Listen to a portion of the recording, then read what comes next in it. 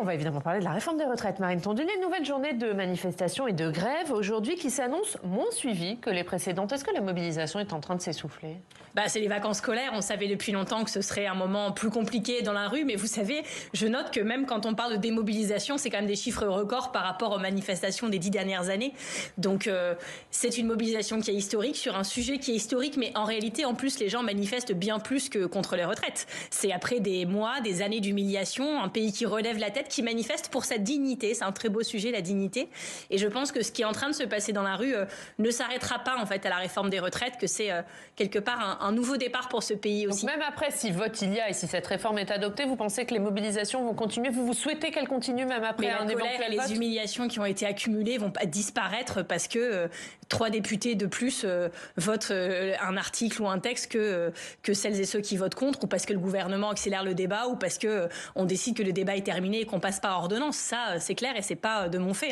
Les syndicats qui souhaitent mettre la France à l'arrêt le 7 mars, vous souhaitez aller jusque-là, vous ? Évidemment que c'est nécessaire et qu'à la rentrée scolaire, on nous a dit les vacances, faut pas toucher, c'est important pour les Français. Nous sommes aussi Françaises et Français. Nous aspirons, je pense qu'il y a très peu de Françaises et Français qui partent en vacances, en réalité aux vacances de février, mais bon, c'est aussi un moment de pause, on profite des enfants, ok. Mais à la rentrée, et je pense que c'est un souhait très général de la population française, les mobilisations vont repartir de plus belle avec la date du 7, vous en parlez, mais je voulais aussi insister sur le lendemain, le 8 mars, qui est la journée internationale des droits des femmes. Et je pense, nous étions hier en meeting avec Politis, avec des femmes syndicalistes, artistes, intellectuels, politiques. Je pense que ce qui va se passer le 8 mars va être un très grand moment aussi de ces mobilisations en retraite, parce que les femmes vont rentrer en action. On voit qu'il y a très très peu d'avantages à être une femme dans le monde et dans la société française. Il y en avait un tout petit, c'est que les trimestres de grossesse étaient pris en compte dans le calcul de retraite, et même ça, ils veulent nous le prendre. On voit que les économies qui sont cherchées sur la réforme de retraite vont être prises en particulier sur les femmes, et les femmes n'ont pas dit leur dernier mot. Le 8 mars, elles rentrent en action. Qu'est-ce qui va se passer concrètement ? Elles rentrent en action, ça veut dire quoi ? Je pense que les femmes vont massivement prendre leur part ce jour-là. Elles sont déjà dans la rue, elles sont déjà en hémicycle. On imagine que vous organisez quelque chose, si vous en parlez de quelle manière ? Il y a une grève des femmes qui est peut-être moins suivie les autres années, mais je pense que cette année, elle prendra particulièrement son sens pour beaucoup de femmes qui suivent ça de loin, qui n'ont pas le temps, qui n'ont pas ça en tête. Là, je pense que chaque femme active de ce pays a en tête ça. Une grève des femmes le 8 mars, et vous allez organiser... C'est pas mon idée à moi, je pense que c'est... Mais vous allez organiser des mobilisations spéciales, vous ?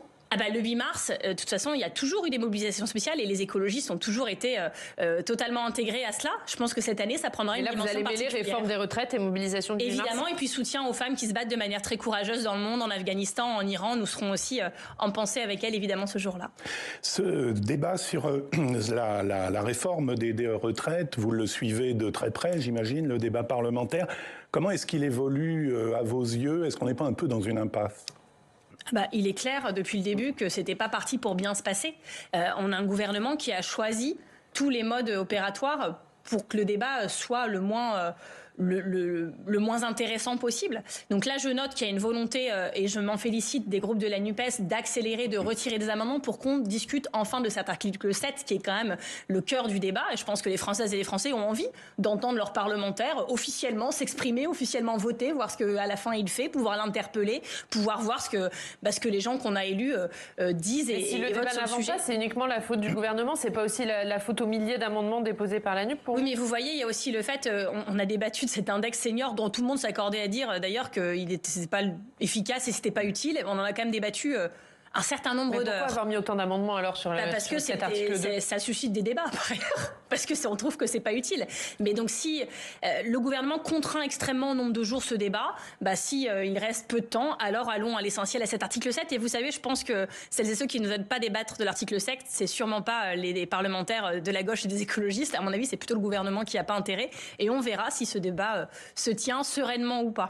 Il y a eu des retraits d'amendements hier, de centaines d'amendements. Combien les écologistes en ont retiré ? Je pense qu'ils en ont gardé une quinzaine qui leur paraissait vraiment essentielle. Une quinzaine avant l'article 7 ? Oui. Et donc, ils ont gardé évidemment ceux de l'article 7 et après. Il y a encore beaucoup d'amendements de la France Insoumise. Est-ce que vous demandez à la France Insoumise de retirer plus d'amendements? Ils en ont déjà retiré 1000, j'ai vu hier. Ils savent ce qu'ils font. Moi, je suis pas là pour donner des consignes aux parlementaires. Ils sont grands, les groupes parlementaires ont leur vie, débattent, prennent les décisions qu'ils paraissent justes.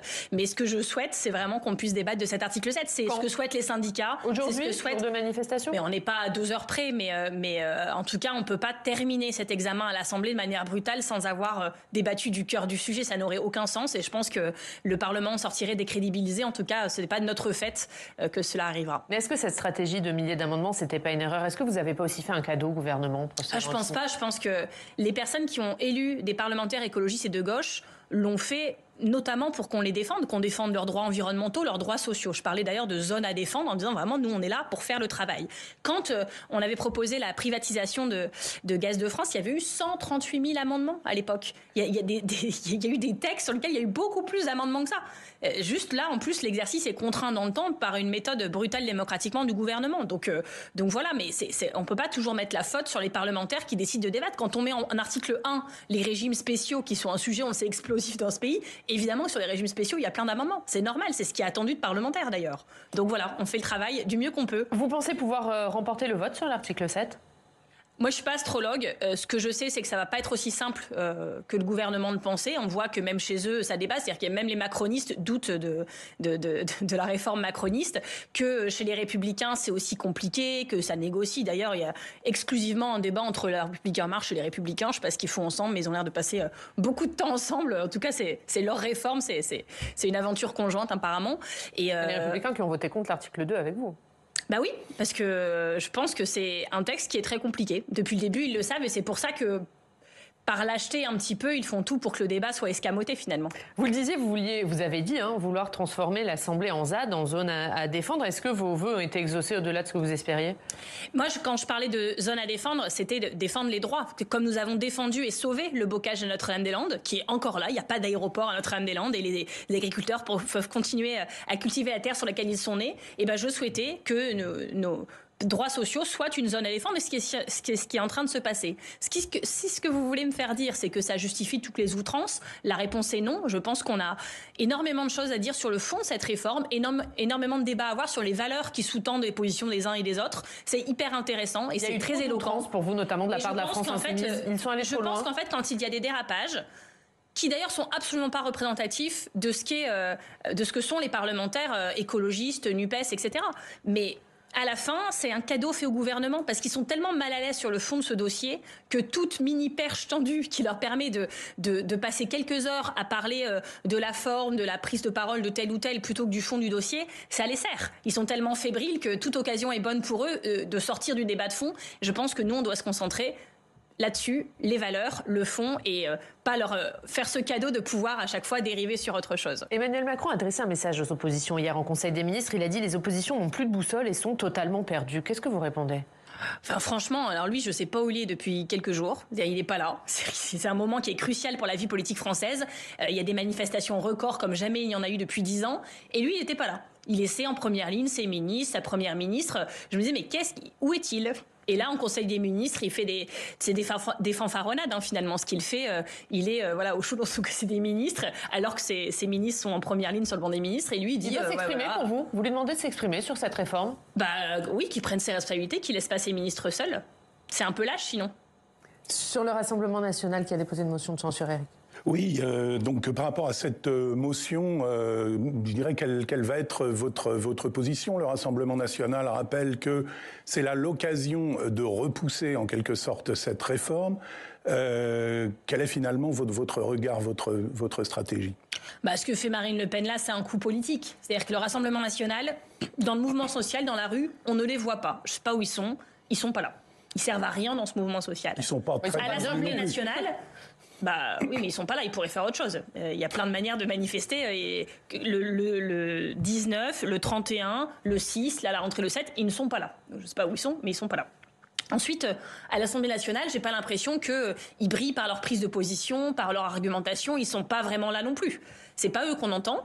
Et donc là, ils sortent de leur besace cette motion de censure. Mais une motion de censure pour faire quoi ?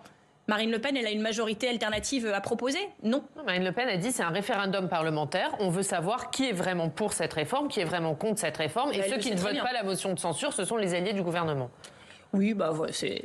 petite pantalonnade dont est-ce que vous dites c'est un coup politique? Est-ce que c'est un coup politique réussi? Est-ce que ça met la nuque dans l'embarras? Absolument pas, parce que je vais vous dire, ne pas voter des textes du Rassemblement national, ça ne met personne dans l'embarras, c'est même plutôt un réflexe sain, démocratique et républicain. Mais vous savez ce que va dire Marine Le Pen? Elle va dire que du coup vous êtes allié du gouvernement parce que vous ne vous opposez pas clairement à cette réforme. Quelle est sa majorité alternative? On sera ravis d'avoir ces détails, parce que je ne comprends pas, si sa motion de censure est adoptée, ce qu'elle fait. Est-ce que vous en déposerez une? Est-ce que les écologistes, la NUP, déposeront une motion de censure? Je ne suis pas parlementaire et je suis très respectueuse. Non, mais vous êtes chef de parti. Je suis très respectueuse de la liberté. Vous avez dû en parler avec votre groupe. Évidemment qu'on en discute, mais c'est à eux de prendre ce genre de décision. Ils sont toute la journée à l'Assemblée, et c'est sûrement pas moi, depuis mon bureau de secrétaire national, qui va leur expliquer ce qu'ils ont à faire. C'est leur mandat, c'est leur travail. Ils ont toute ma confiance pour prendre les bonnes décisions. Mais vous souhaitez qu'ils en déposent une? C'est à eux de prendre la décision. Vous avez voulu poser il y a peu le débat sur le partage des richesses et sur les inégalités. C'est vrai que c'est une question centrale, mais vous l'avez abordée, je dirais, sous l'angle seul de la fortune des milliardaires. On a eu l'impression que vous n'étiez pas très bien comprise sur la forme.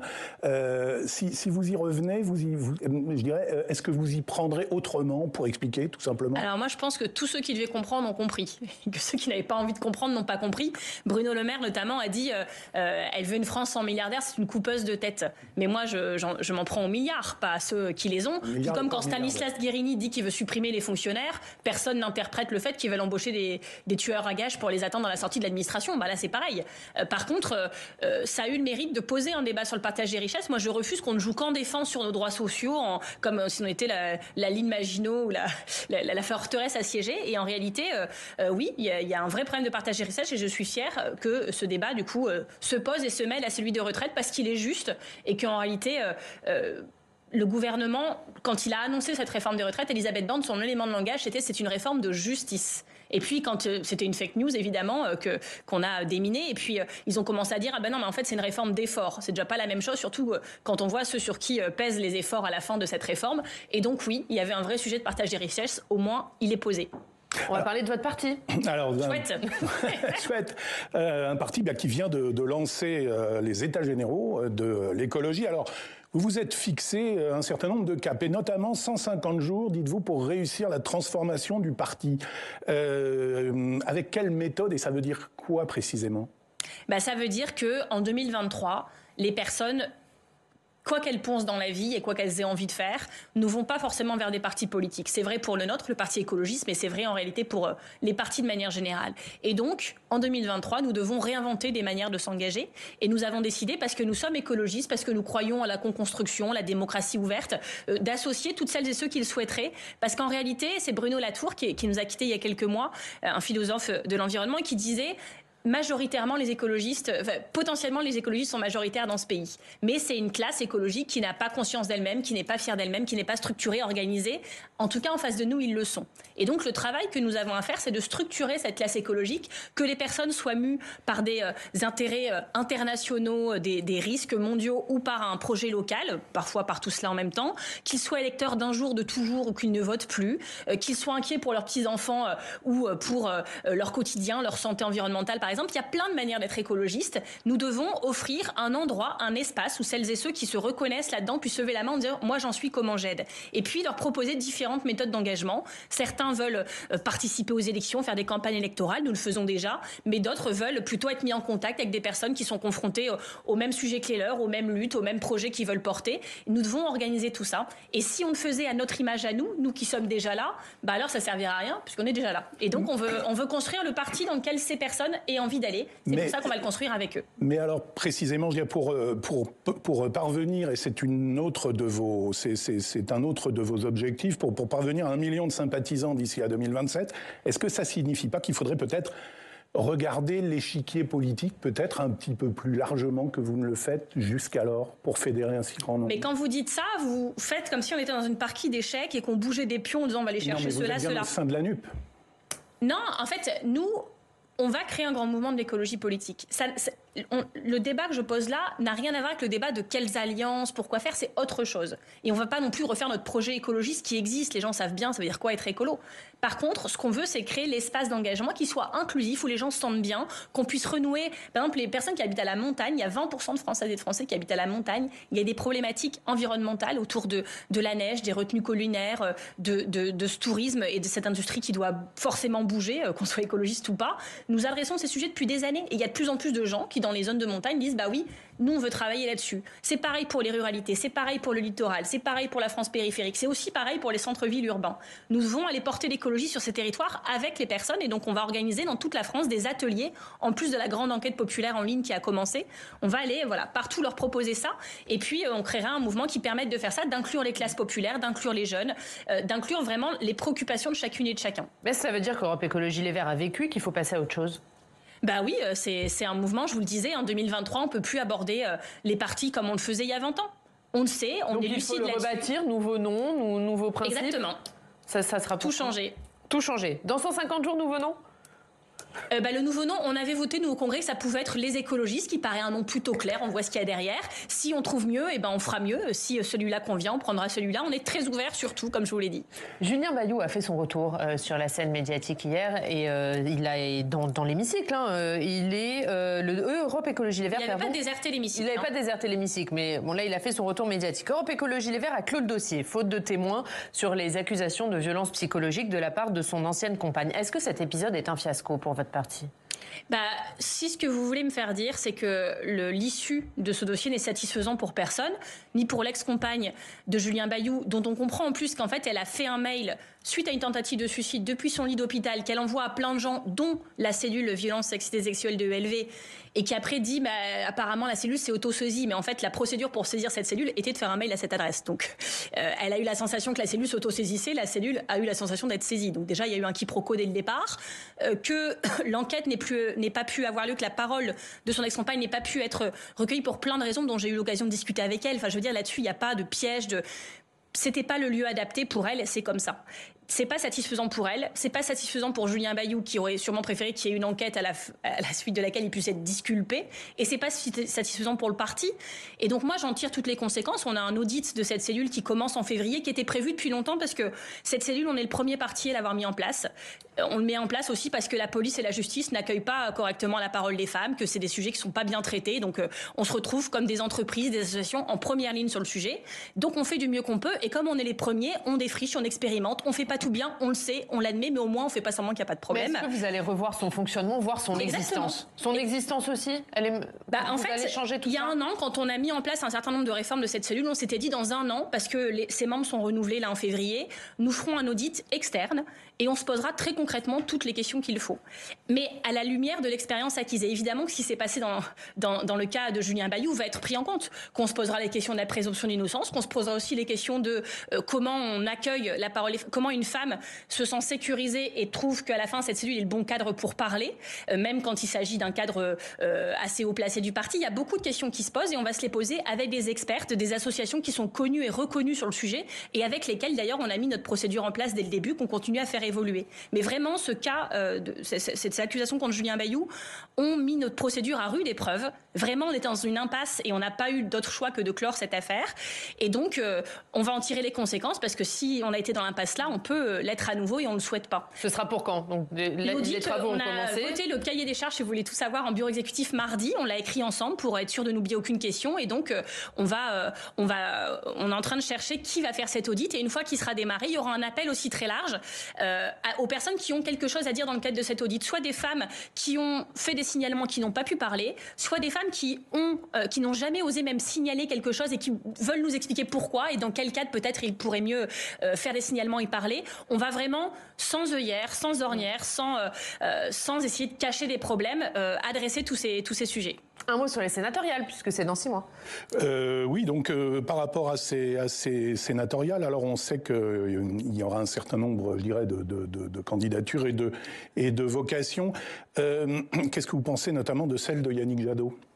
Je pense que le sujet de la candidature de Yannick Jadot, c'est pas ce que j'en pense moi, c'est ce qu'en pensent déjà les personnes qui en Ile-de-France prendront la décision, et notamment à Paris, de s'il est candidat à Paris ou pas. Mais est-ce que vous souhaitez que ça soit lui ? Parce que lui, il est candidat à la candidature, il a dit clairement. Pas comme ça. Il n'y a pas de fait du roi ou de la secrétaire nationale qui dit c'est lui, c'est elle, etc. Ce qui est sûr, c'est que j'ai lu un article excellent de Public Sénat d'ailleurs qui interrogeait les parlementaires écologistes sur ce qu'ils en pensaient. Et on voit que les sénateurs et les sénatrices du groupe écolo, en grande majorité, disent ce serait intéressant. Parce qu'on dit parfois que le Sénat, c'est pas là où se passent les choses, que c'est un peu trop loin, etc. Au moins, je vais vous dire qu'une personnalité politique de l'ampleur de Yannick Jadot dise moi, c'est le Sénat qui m'intéresse. Je pense que ça fait plaisir aussi à beaucoup de personnes qui aiment le Sénat. Et voilà, évidemment que dans notre mouvement, il y a beaucoup de gens qui trouvent ça intéressant, mais la question, c'est pas ce que moi j'en pense, c'est ce qu'il peut apporter au Sénat, ce qu'il peut apporter à l'écologie. Et je pense qu'évidemment, il peut apporter beaucoup de choses à ces deux institutions. Mais du coup, qui sera votre tête de liste aux européennes ? Ça, vous allez très vite en besogne. On est en train de se refonder, on se donne 150 jours pour faire ça. Évidemment qu'on est en train de travailler en temps masqué sur les européennes, mais franchement, c'est pas le moment non plus de répondre à cette question. Ce que je peux vous dire, c'est que c'est une élection qui nous tient à cœur, qu'on y réfléchit depuis longtemps et que ce sera un moment fort. Vous pourriez porter la liste ? Ah non, absolument pas, parce qu'on est pour le non-cumul chez nous. Donc moi, je suis secrétaire nationale, je prendrai toute ma part, évidemment, dans cette campagne. J'adore les campagnes. Je serai en soutien de la tête de liste, mais ce ne sera pas moi. Juste sur les vous avez une info. Ça, au moins, c'est une info. Sur les sénatoriales, est-ce que vous souhaitez que ce soit des listes d'union ou des listes écologistes ou des listes NUP, Union de la gauche ?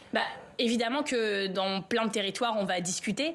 Après, les sénatoriales, c'est une élection qui est vraiment spécifique, où ça se joue parfois à quelques voix de grands électeurs. On discute d'ores et déjà avec le Parti communiste, avec le Parti socialiste dans un certain nombre de territoires et au niveau national, comme on l'a toujours fait pour ces élections. Mais les décisions seront prises sur les territoires au plus juste et en concertation avec les adhérents et avec ses partenaires. Et une dernière question sur le nucléaire, Eric. Oui, avec le gouvernement, bien qu'il pourrait mobiliser l'épargne du livret A, il l'a annoncé pour financer le nucléaire. Qu'est-ce que vous en pensez, tout simplement ? J'ai reçu des mails de gens qui disaient « J'ai un livret A, je ne veux pas qu'il serve à financer le nucléaire. Aidez-moi, Madame Tondelier, parlez-en à la télé. » Donc merci de me poser cette question. Mais vraiment, le nucléaire, c'est un fiasco. Il faut le dire, le PR de Flamanville qui devait coûter 3 milliards et ouvrir en 2012, on est déjà à plus de 20 milliards, il n'est toujours pas ouvert, on ne sait pas quand il ouvrira. Si n'importe quelle filière en France avait connu un tel fiasco, on arrêterait le fiasco. Là, on dit non, on va en faire 6 EPR, on ne sait pas en faire 1, on va en faire 6.